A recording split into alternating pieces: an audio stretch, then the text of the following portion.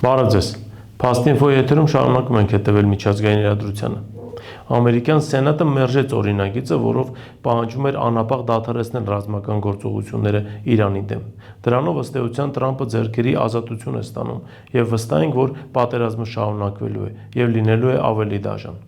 Կողմերը շարունակում են փոխանակվել հարվածներով եւ ծանր հարվածներով, եւ նման օրինագծի ընդունումը հույս էր ներշնչում, որ կարող է պատերազմը կանգնել, եւ Թրամփը ունենալով նման արգելք կարող է գնալ քայլի պատերազմը կանգնեցնելու, քանզի միջանկյալ ընտրություններ են առջևում, եւ սա մտահոգություն կարող էր առաջացնել ամերիկյան նախագահի մոտ։ Բայց հիմա պարզվում է, որ այդ արգելքը այլևս չկա։ Սենատը մերժել է, հետևաբար Թրամփը ժամանակ ունի մինչև միջանկյալ ընտրությունները Իրանի հարցերը կարգավորելու, ինչպես իրենք են կարծում, եւ փոխելու Իրանի ոչ միայն ռեժիմը, այլև ըստ էության հաղթանակ տանելու Իրանի նկատմամբ։ Բայց իհարկե սա հեշտ չի լինելու, եւ Թրամփը սա շատ լավ հասկանում է։ Այնպես որ իրադարձությունները շարունակում են ծավալվել բավականին արագ, եւ ռազմական գործողությունները, որ թվում էր թե կարող են դադարեցվել, ավելի դաժան պայմաններում են շարունակվելու։ Սպասենք տեսնենք, թե ինչ նոր իրադարձություններ են զարգանում Իրան-Միացյալ Նահանգների հարաբերություններում։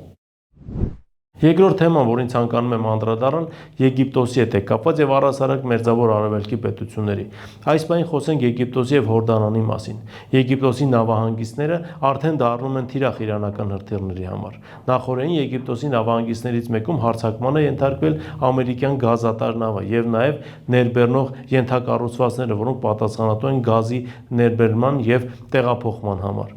Եգիպտոսի համար սա շատ լուրջ վտանգ է ներկայացնում, եւ եթե հարձակումները շարունակվեն, ապա Կայրեն բավականին ծանր վիճակում է հայտնվելու։ Գաղտնիք չէ, որ Սուեզի ջրանցքի փակումից հետո, որ ըստ էության այս բան չի գործում, քանի որ հուսիտները փակել են նաեւ Բաբ el-Մանդեբի նեղուց եւ Կարմիր ծովը գտնվում է նրանց հսկողության տակ, Եգիպտոսի տնտեսության միակ աղբյուրը մնացել է տուրիզմը։ Եվ եթե Եգիպտոսի նավահանգիստներն էլ հարձակման են ենթարկվում իրանական հրթիռներով, ապա սա մեծապես ազդելու է նաեւ տուրիզմի վրա։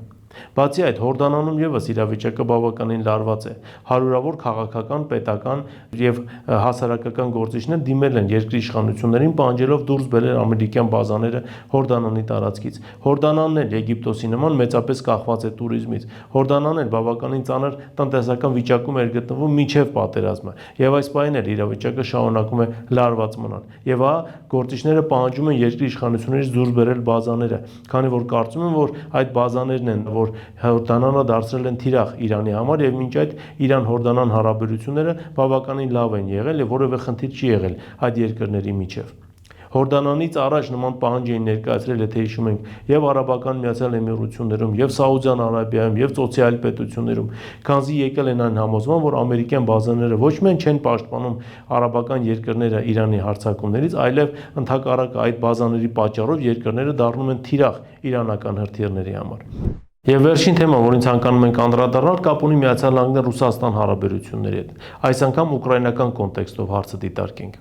Ակնհայտ է, որ անկորիջյան պայմանավորվածությունները, որոնք ձեռք բերվեցին Ալյասկայում Ռուսաստանի եւ Միացյալ Նահանգների միջև, այլևս չեն գործում։ Նախորդին ռուսական հրթիռները հարվածներ են հասցրել Կիևում տեղակայված ամերիկյան գործարանին, որը հարվածային դրոններ էր արտադրում։ Ռուսական կողմը համոզված է, որ այդ դրոններն են օգտագործում Ռուսաստանի խորքերին հարվածելու համար։ Բացի այդ, սա առաջին դեպքն է, երբ ուղիղ ամերիկյան շահերը ներկայացնող ընկերության են հարվածներ հասցվում։ Նման դեպք էլ եղել է Իրանի պարագայում։ Տարածաշրջանում Իրանը շարունակում է ուղիղ կետային հարվածներ հասցնել հենց ամերիկյան ընկերություններին։ Ռուսական կողմի քայլը ըստ էության երկրորդն էր, եւ երկրորդ դեպքն էր, երբ տեղի ունեցավ ամերիկյան շահերի վրա հարձակում։